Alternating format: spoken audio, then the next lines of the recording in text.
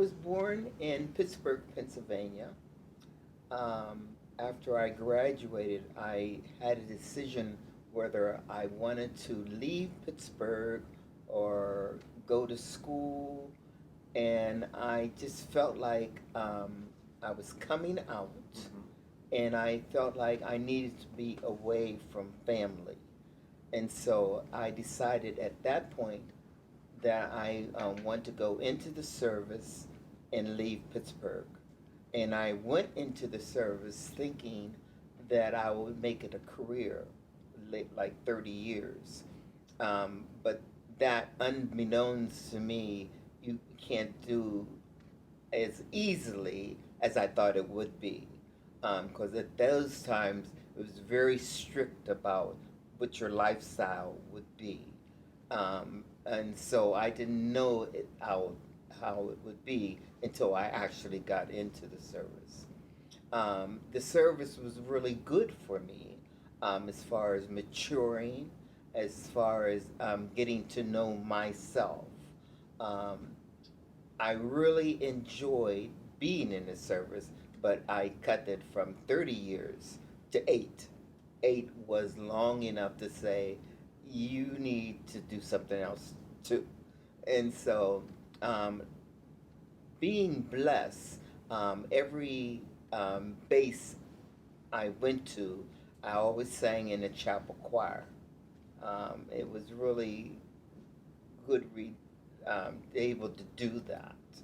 And so in the chapel choir, there was a beautiful woman who, her and her husband adopted me. And so one Sunday, they invited me home for dinner, and she asked me, what do you like to do other than singing? And I said, well, I really like clothes. I like eating food, and I love going to church. And so she says, well, if you like clothes, why don't you make your own? Now, my mother and sister sewed when I was growing up, but that was not something as easily for a man to do. And so she says, well, why don't you just try? And so she started me on a simple shirt, and I literally fell in love with sewing. And so because of her, I started sewing more and more. And when I decided to get out, I found out that Seattle, Washington, offered a 3-year course in men's custom tailoring. And so I flew from Nebraska, drove, I should say, from Nebraska all the way to Seattle. And I had a friend here, and so he let me stay with him until I got my own apartment. And I started with school, and I needed a part-time job. And so he told me one evening, he says, well, since you like dancing, why don't you try to be a go-go boy? And I said, no, I didn't want to be a go-go boy. I didn't think that was my thing. I truly love dancing, but I didn't want to be up on the stage with hardly no clothes on. Not that I'm modest, but I said, nah. And so I went to the bar, and the owner, a Diesel Dyke, if I can say that, um, she says, well, why don't you do some couple dances and we'll go from there. And so she put a couple of songs on, and I did a couple dances, and she looked at me afterwards, and I said, oh, I guess I didn't get this. She says, can you start tonight? And I was just amazed. And I says, well, I don't have anything to wear. I says, well, maybe I can start tomorrow. So she says, wonderful, wonderful. And so for 3 years, I did go-go dancing. And it was just wonderful, part-time, good money, and good exercises. And so I made some of my own outfits to wear, and it was just great. So I did 3 years of, went to school, finished school, and I did 2 years at Frederick and Nelson. At that time, it was a department store, and I did my um, tailoring there. And then after I was sewing for different people at home. And one lady that I was doing sewing for, she says, "We need your help." And I says, "Who's we?" And she says, "I'm singing, I'm playing the piano for a pastor who's coming out, and Troy Perry, who's the head of the fellowship, wants him to start a church in Seattle, Washington." And at that time, it was Metropolitan Community Church. And they wanted him to start a church, and we need a person who will sing solo for the first service. Now, I had never heard of Metropolitan Community Church, but I said, "Sure, I don't mind if I can help." And so the first service, she asked me to sing, and it was beautiful. There's about 200 people there on Capitol Hill.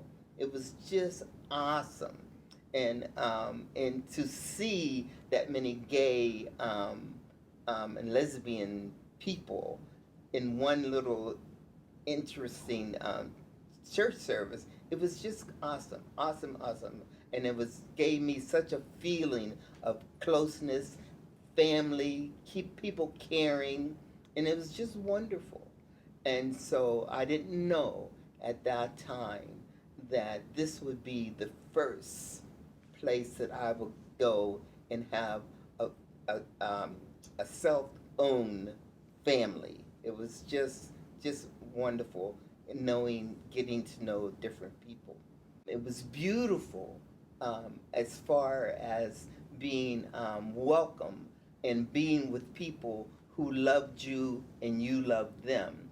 On the other hand, we had threats. There was talk of bombings, and so to put all this into a place where people will come together and love each other.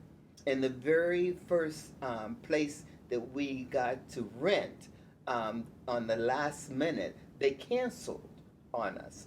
And so Metropolitan Church up on Capitol Hill, they welcomed us in. And so it was a beautiful feeling that we, although there was a lot of people being nasty towards us, there was also this feeling of love and wanting someone for us to be there. I was also sitting in the back, waiting to sing, and as people started coming in the hour, there was drag queens. It was almost like a circus, if I can put it that way, where there was all kinds of clothes, dresses, all kinds of costumes.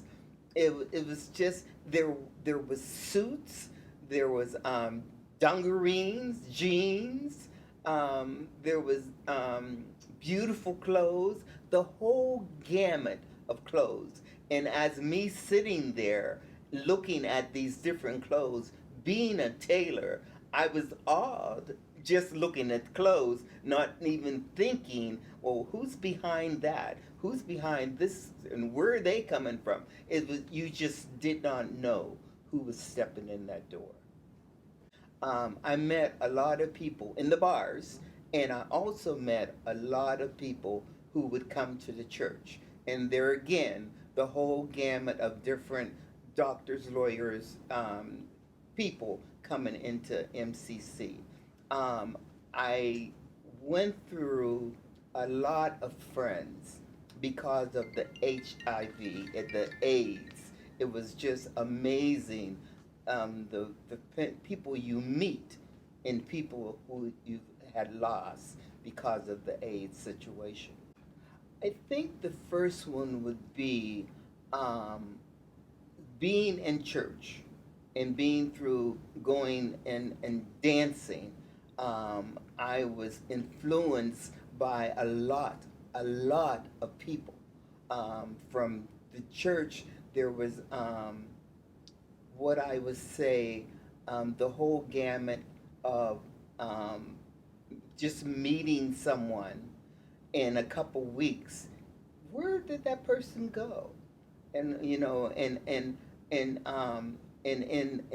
the not knowing who you might not see in 2 weeks, because it was really hard on people because we didn't know at that time how to take care of ourselves, and we thought, oh, this won't happen to me, and or this wouldn't happen to that person, or I there's love here, and you or to see lovers, you just wouldn't think of something might happen to them. But we grew and learned a lot faster than what we were thinking we would. It was really interesting how MCC got to become a comforting place for people. The pastors were amazing.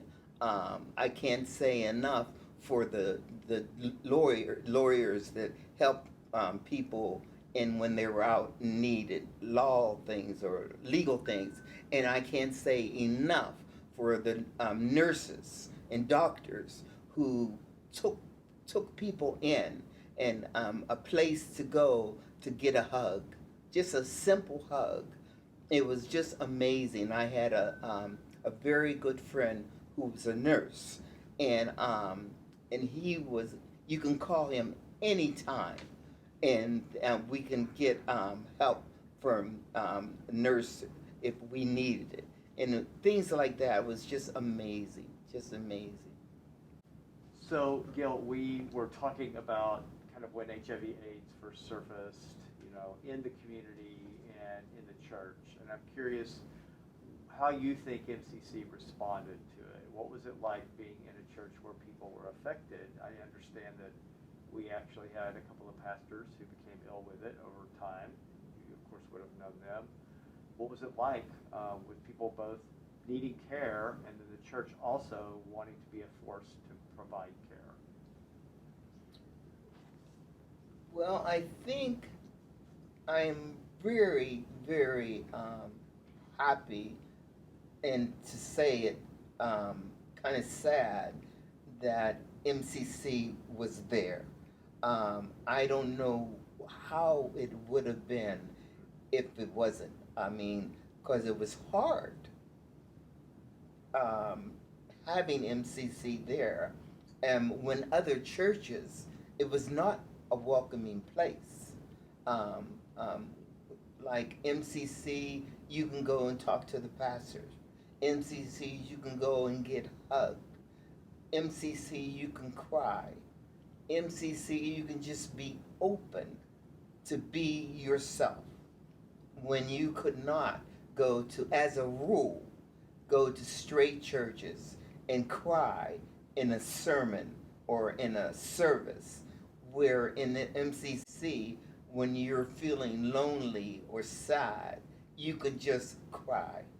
Wherever you're sitting, just cry. Or bring stuff to wherever you are in the church and just be yourself. And know that in MCC, you can go and get a hug. Not say, well, this is why I'm here. This is what I'm feeling. You can just go and be yourself. And the pastors, and I've seen a lot, at least 10 pastors we've gone through. And so I know the different personalities that came and went through MCC. And I must say, as a rule, most of them were beautiful, beautiful people. Um, and that's another thing, because there will be people like myself who would go to MCC as a main church every Sunday, but also would go to other churches and try to put up a front. And where MCC, you can just go and be your natural self, whatever that was. Um, like I I got involved with MCC, and I wanted to be a usher. I wanted to be on the board. I wanted to be anything that I could because I saw all the goodness that MCC was giving to other people, and I wanted to be part of that giving. Um, and it was when I say a place where you can go and just be yourself, and I'm not worried about putting up fronts or not worried about who this person will think if they saw me there. And so it was just MCC. I can't say enough for MCC. Um, when I think of the times that I had a lover, and that we were together 10 years, and I saw the changes that we went through, and he became more and more sick with HIV, and I always could. I'm getting sort of nervous. I could always depend on MCC to be there when I didn't have anywhere else to go. And it was a good feeling. I can't say enough for the pastors that came and helped me in my home. I can't say enough for the people who were there in MCC, for the nurses who worked in group health right up the street from MCC, that especially a guy named Hugh. I can call anytime on the phone, and he would be there for me. He would just when I talked on the phone, and I wasn't sure what was going on with Roger, he would say, "Put the phone down and bring him to the hospital right now." And that type of knowing that someone was out there was a beautiful feeling, a beautiful feeling. And it wasn't always good in hospitals because there was nurses who wasn't really happy about seeing an AIDS victim come into their home or workplace, and it wasn't always good things you heard from nurses not taking care of someone, didn't want to touch someone unless known give a hug to someone. And so I went through all of that. And like I say, people like Hugh, he was just always someone you can go and get a hug, get good advice. And it was beautiful. It was a beautiful, beautiful place. And that's why I said I can't say enough about MCC. They were just more than gracious place to be. And so um, I would tell people, and my lover, Roger, I would tell him, wherever you are, you'll know where I'll be on Sunday, because I will be at MCC. And I say this from my heart, is my faith. My faith in God has brought me through all kinds of challenges. And it was my faith that kept me strong. So when I come and greet someone in church, or I meet someone in church, I wanted to give a hug. And it's interesting that I've heard many times over the last 50 years where people will say, "What was the first thing or person you met? And what makes you come back to MCC?" And I can easily say, Tom, they said it was Gil.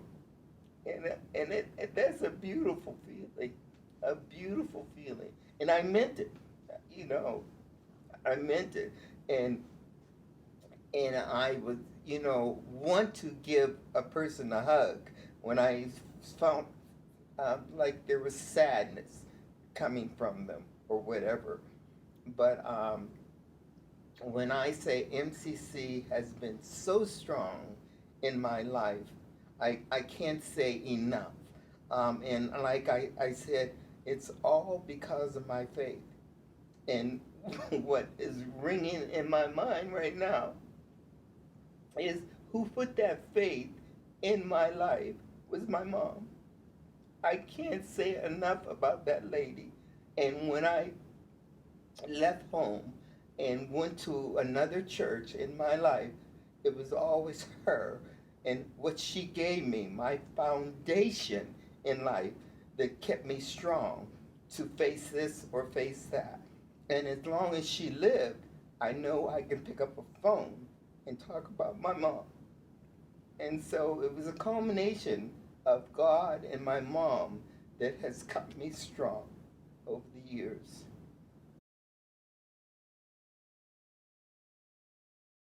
I think MCC will always be part of the picture. There will be, I feel, a need for places like MCC.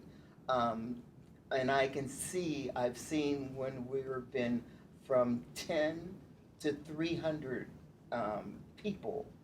But I think no matter how many open and affirming churches there might be, there will always be a need for MCC where anyone can come and be themselves and share your faith in God. Um, um, and it just shows in reality of all the years that we've been going to church. Anyone, MCC, Catholics, Jewish, whatever. I think no matter there's a need for all, but I think there will always be a need for MCC because MCC is a place that anyone can go and be yourself and feel comfortable in being yourself. And that's why I think MCC will always be there. And I don't know exactly what form, but in some type of form, MCC will be